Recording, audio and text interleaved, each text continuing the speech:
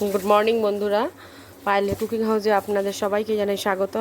আর আমরা ভালো আছি, আপনারাও ভালো আছেন আশা করছি। কিন্তু আজকে বানাবো সোয়াবিনের কাবাব।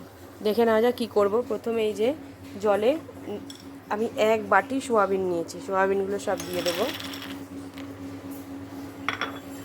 সোয়াবিনগুলো আস্তে আস্তে নাড়বো চাড়বো যাতে সেদ্ধ হয়ে যায়। এ দেখো বন্ধুরা, সোয়াবিনগুলো ভালোভাবে নরম হয়ে গেছে, একদম একদম নরম হয়ে গেছে। শুধু এবার জল থেকে ছেঁকে নিলেই হয়ে যাবে। বন্ধুরা, এখানে সোয়াবিন রেখেছি, এখান থেকে সোয়াবিনগুলো নিয়ে চিপে চিপে জল ফেলে দেবো। জল ফেলে দিয়ে আমি এই থালাতে রাখবো। আবার একটুখানি জল ফেলে দেবো, জল ফেলে দিয়ে আবার এখানে রাখবো। এ দেখো বন্ধুরা, আমরা সোয়াবিনগুলো জল থেকে চিপে নিয়ে নিয়েছি। এবার এটাকে আমি মিক্সিং জারে গ্রেট করে নেবো, আর তার সঙ্গে নেব পেঁয়াজ, আদা, রসুন, কাঁচা লঙ্কা।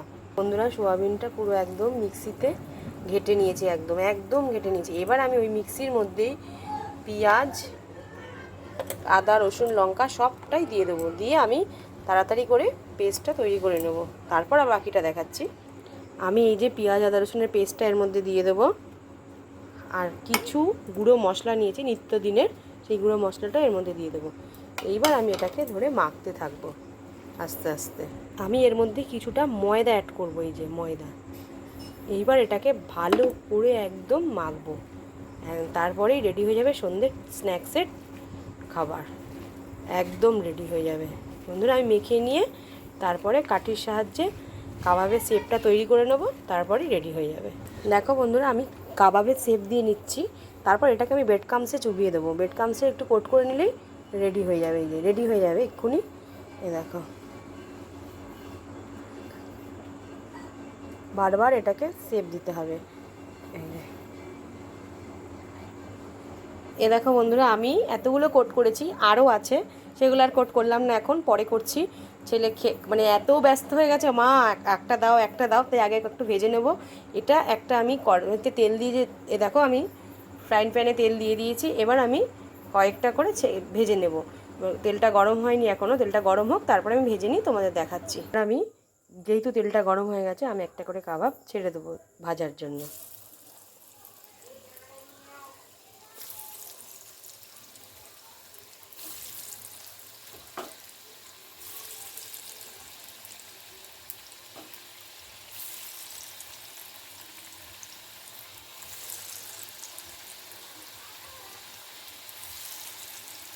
তো বন্ধুরা, আমার কাবাবটা লাল লাল করে ভাজা হয়ে গেছে।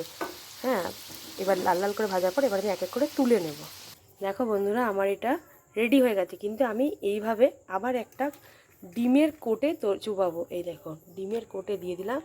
এইবার এইরকমভাবে নেড়ে চেড়ে ডিমের কোটের মধ্যে তারপর আমি আবার তেলের মধ্যে দিয়ে দেবো। এই দেখো, দিয়ে এইবার আমি এটাকে ভালোভাবে নেড়ে চেড়ে, এটার মধ্যে কর্নফ্লাওয়ার আর ডিম ফাটিয়ে দেওয়া আছে। এইবার আমি এটা দিয়ে দেবো। দেখো, দেখতে কত সুন্দর হচ্ছে, দেখতে কত ভালো লাগবে, দেখতে আলাদাই লাগছে। এইভাবে এক এক করে ভেজে ভেজে তুলে নেবো আমি। দেখো বন্ধুরা, আমার কাবাব রেডি হয়ে গেছে। এখন ছেলে অপেক্ষায় কখন খাবে। তা আজকের মতো ভিডিওটা এখানেই শেষ করলাম। সবাই ভালো থাকবেন, সুস্থ থাকবেন, আর চ্যানেলটা সাবস্ক্রাইব করে দেবেন। টাটা।